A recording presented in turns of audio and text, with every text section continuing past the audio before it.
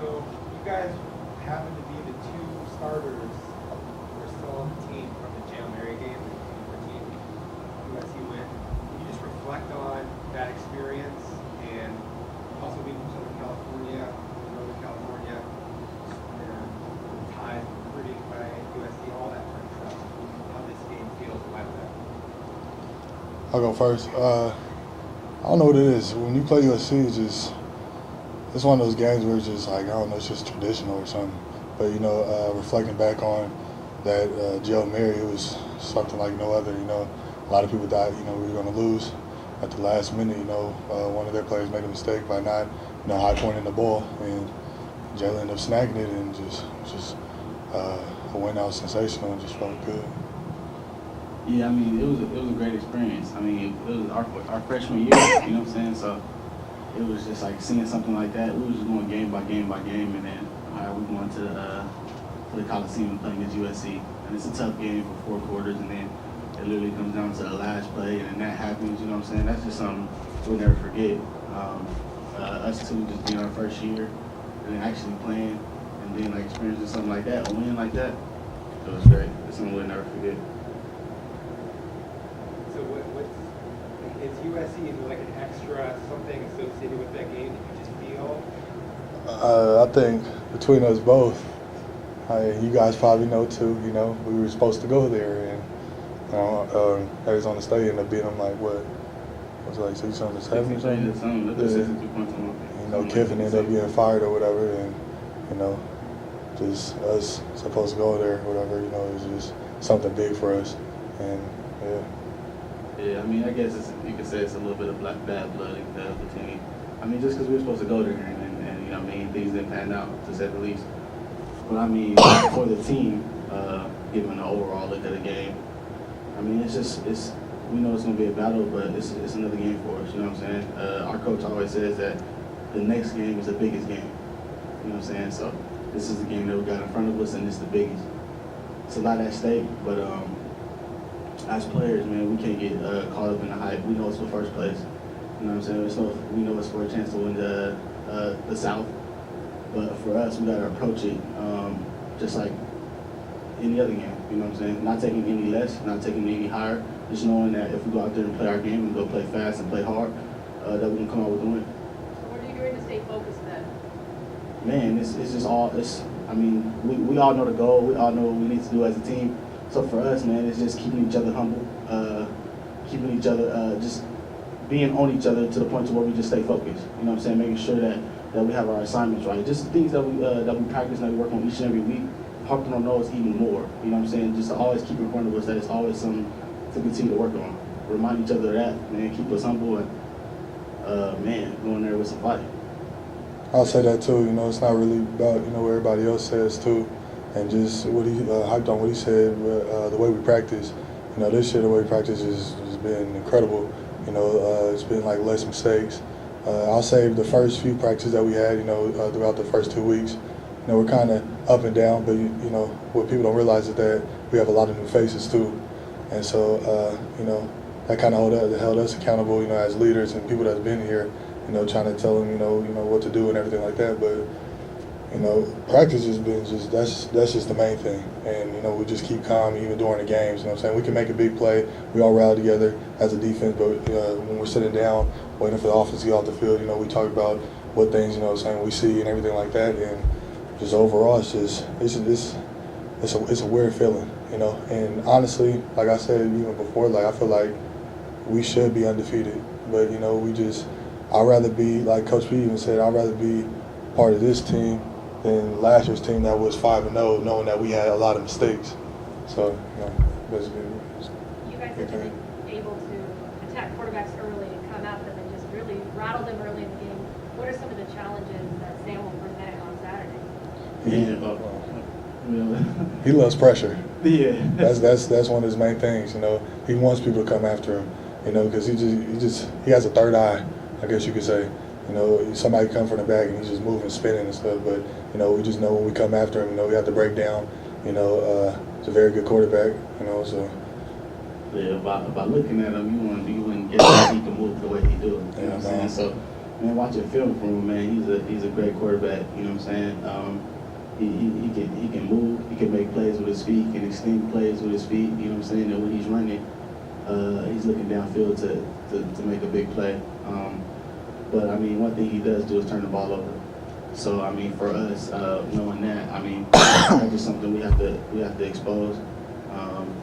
And I mean, nothing's gonna change. We're gonna come after him, but we gotta get him down. It really seems like your defense has started to find its identity. Is there ever a key moment where you realize that shift started to happen? The key moment was when the Texas Tech game. You know, just seeing how our team had heart, you know, and came back. You know, we could have all just, you know, tossed in the cleats and said, forget it, you know.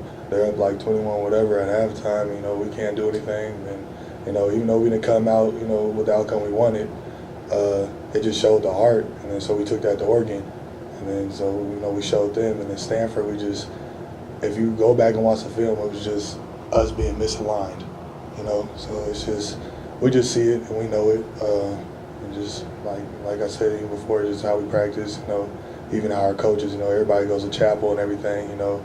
At first it was only 5 people, you know, now it's just half of the team and now it's the majority of the team. So, you know, you can see, you know, day by day, you know, how we all just come together and just all out. Yeah, I mean, when Coach Benny came in, he always told us that it's going to be a process. Exactly. And we exactly knew what that meant, you know what I'm saying? But the Texas Tech game, that's when it really came alive. Like DJ said, I mean, it was looking bad for us. You know what I'm saying? We could have easily just been like, dang, like it's over. But no, we didn't do that. You know what I'm saying? Everybody had some fight in them. Everybody knew that we was going to come back in second half and give it everything we had. I mean, we lost, but I mean, that was just a part of the process. As each game went on, you can tell that we had gotten better. Not just the defense, but offensively as well. And it's just us becoming closer as a team. You know what I'm saying? DJ mentioned Chapel. I mean, that's optional for everybody. You know what I'm saying? But more and more guys started to come, and what that does is, I mean, there's a lot more to it, but it brings us closer as a team. It shows on the field. We're playing as a team, man. We don't care who make the tackle. We don't care who make the sack. We don't care who make the TFL. We want to win. Exactly. DJ, what's it like, DJ, when I don't think you've missed any tackles this year according to some of the advanced stats and stuff, and that wasn't the case with this defense in the past. How does it feel just knowing that you guys are now having much fewer missed tackles and fundamentally sound play? It's just a different level. I mean, honestly, speaking of myself at first, you know, last year I missed too many, you know, and I kind of caused, you know, our loss to for some of the games. And just to perfect my craft, all I did was just, you know, just really focus on, you know, not always going for the boom hit.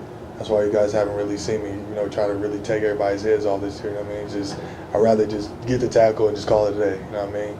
But as far as our defense in practice, you know, it's mandatory for us to thud up. Like, even when Coach Graham says, oh, you know, tag or whatever, okay, if you're a receiver and they go out or something, then you could tag. But if they come in our middle, you know, with our front seven and everything, including us linebackers, we have to thud up.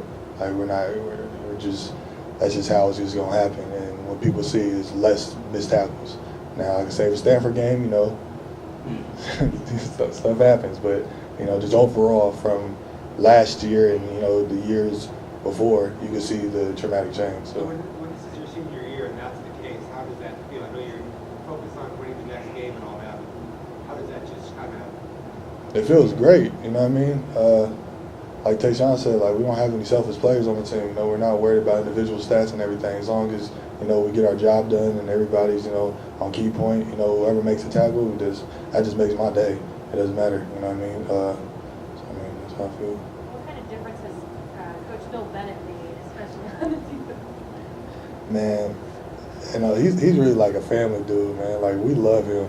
You know, he always gets on us, you know, he'll say this and that about us, you know, but what you can really tell is that, you know, even when he gets on us, whatever, nobody has a reaction to where they just want to quit. It's a reaction to where, like, you know what, I'm going to listen what he says, no attitude. And even if you do just have a little attitude, you know what I mean, just want to just capitalize on the next play. And then he'll be like, even off the field, like, he's just, I don't know how to even describe it. Like, he's really like family. Like, we love him, man. So, you know, he brought just an attitude, you determination, for us to just want to just move forward, not look back or anything in the past or anything. So, I don't know, he's just a cool coach. And I feel like he made, especially all our defensive coaches, just way more happier, especially Coach P. Coach P, he loving it. So, just see a smile on his face, put a smile on my face. So, Are you guys aware that you've not been favored in a baseball game yet? I don't care about that. Yeah. Because we got to realize the rest of our games, too, even if we are favored or whatever, we lost to everybody. Colorado, they bullied us last year. Who else we playing? Oregon State in my freshman year. They embarrassed us.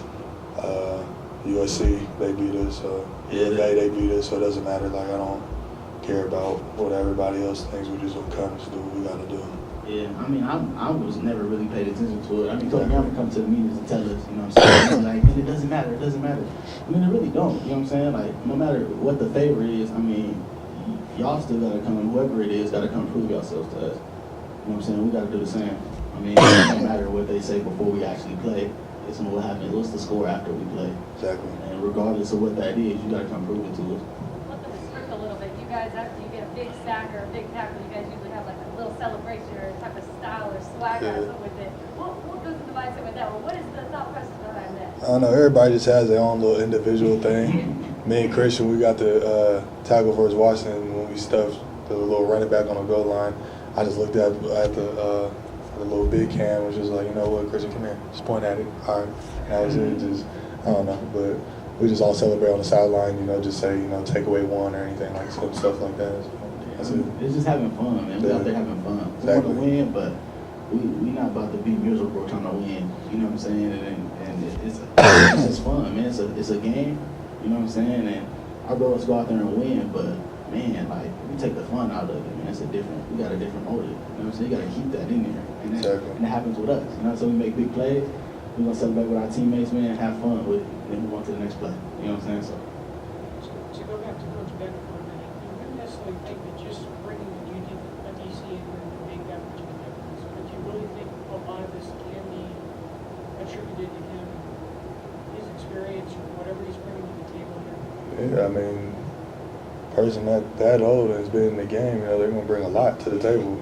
I'm not saying it like that, but he would hate if he heard that. But I mean, he just has a lot of knowledge. He's been seeing ups and downs. So and even just the little things he'll tell us. Like he's seen a game where somebody's winning and they come back and just but he just brought a lot to us. It's kind of hard to explain it unless you're really there and see. I just remember from day one, he came with his attitude and everything, and everybody's like, oh, dude, I don't know if he cares about that, but you respect him now and just. Like DJ said about Coach Bibby, he a family guy. You know what I'm saying? So he comes in to bring that. He got that kind of father figure vibe to everybody. Not matter if you're older than him, younger than him, it don't matter. So I think for us, for the coaching staff, I think he brought them closer together. Exactly. You know what I'm saying? They got more of a closer relationship, and you could tell, man. You know what I'm saying? That nobody wants the glory for calling a certain play. You know what I'm saying? Nobody wants the praise for calling the right play. So it's just, okay, you got a suggestion? Okay, let me take it into consideration and see if it'll work, and then everybody gets the glory. So there's no selfishness. You know what I'm saying? And they work together. You can tell, man. It shows in the way we've been playing. When we look at the COC offense, I'm a little surprised that, I'm not saying abandon the run, but they're not as run heavy as you'd expect them to be. Maybe at the beginning of the year when you watch the recent game, it's almost like a spread offense. I mean, honestly, throughout the season, not even just dealing with USC, because since we've been here since freshman, so freshman year and coming up to senior year, we see a whole different change within offensive lines and everything. Utah wasn't as big, they weren't as aggressive. Washington, wasn't big and everything. So it's just I don't know. You just see the change and you just want to capitalize on them. Okay, yeah, we know. So we know how to just work with them. They have a couple people that's injured too. So. I don't really know. I guess it's a process for them too. You know what I'm saying? Trying to figure things out. So I don't really know, man. For us, it's just to go out there and stop whatever they do. Whether it's the run or whether they try to pass. For us, we go play by play. We usually got a game plan before we go into the game, but obviously things change. And for us, we just got to adjust. What are the keys to stopping a running game? If a running attack comes out of a spread look, what are the keys to stop? Just how we did Oregon game and Washington game. Just how to stop it. Nothing to it. Yeah, we definitely got to dominate the line of scrimmage up front. Exactly. You know what I'm saying? So we're a gap-sound team, and we got to stay in our gaps, and we got to trust our linebackers and our spurs and everybody else to be in their gaps and to fill in. So, I mean, for us, it's just just trusting one another to be in our gaps. You know what I'm saying? And for us up front, we got to dominate. We got to create a new line of scrimmage with them. So it starts with that. It seems like every week the defense surprises us with a different element or different player that comes out. What have we not seen from the other team that maybe see on Saturday and beyond? From who? Oh, anybody? Same. I mean, as a whole, just to dominate. Just to dominate. You know what I'm saying? Just to continue to build on what we started a few weeks ago.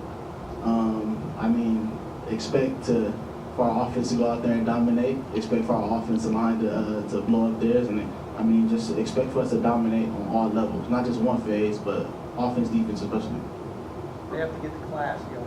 Yeah, last one, Coach Bennett said he's a better dancer than you guys. Can you tell us about Coach's dance? You ready to say that? we put him up to some stuff. You know, his little hips is kind of shaky. But, he got a little swag here and there. You know what I mean? Thanks, All right, so